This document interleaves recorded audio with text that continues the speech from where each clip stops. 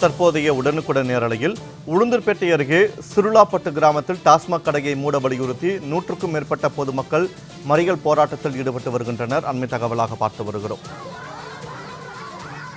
1 மணி நேரத்திற்கு மேலாக உளுந்தூர்பேட்டை கடலூர் சாலையில் மறியலில் ஈடுபட்டதால் அந்த பகுதியில் போக்குவரத்தான பாதிக்கப்பட்டிருக்கிறது.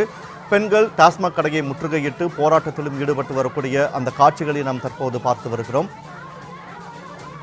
இது குறித்தான கூடுதல் தகவல்களோடு செய்தியாளர் இளையராஜா இணைப்பில் இருக்கிறார்.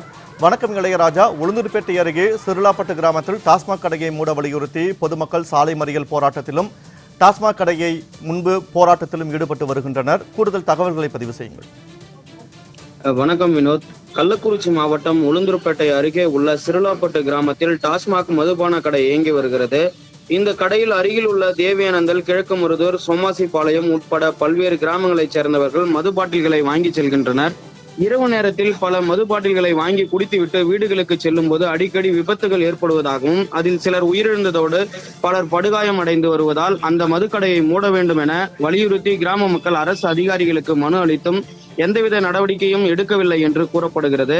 இந்த நிலையில் இன்று சிருளாப்பட்டு டாஸ்மாக் மதுபான கடைக்கு வந்த 50க்கும் மேற்பட்ட பெண்கள் அவர்கள் கொண்டு வந்திருந்த தடியால் டாஸ்மாக் கடையின் ஷட்டர் கதவுகளை அடித்து உடைக்க முயற்சி செய்தனர். அப்பொழுது அங்கிருந்தவர்கள் அவர்களை தடுத்து நிறுத்தி அப்புறப்படுத்திய நிலையில் 100க்கும் மேற்பட்ட பொதுமக்கள் ஒன்று திரண்டு உளுந்தூர்பேட்டை கடலூர் பிரதான சாலையில் உள்ள சிருளாப்பட்டு பஸ் நிறுத்தம் பகுதியில் மறியல் போராட்டத்தில் ஈடுபட்டனர்.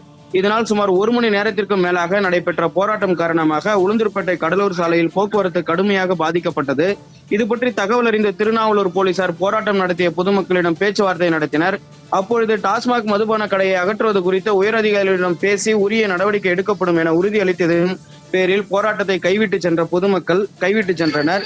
இதனால் அந்த பகுதியில் பரபரப்பு ஏற்பட்டது. வினோத், தகவல்களை வழங்கியமைக்கு நன்றி இளையராஜா.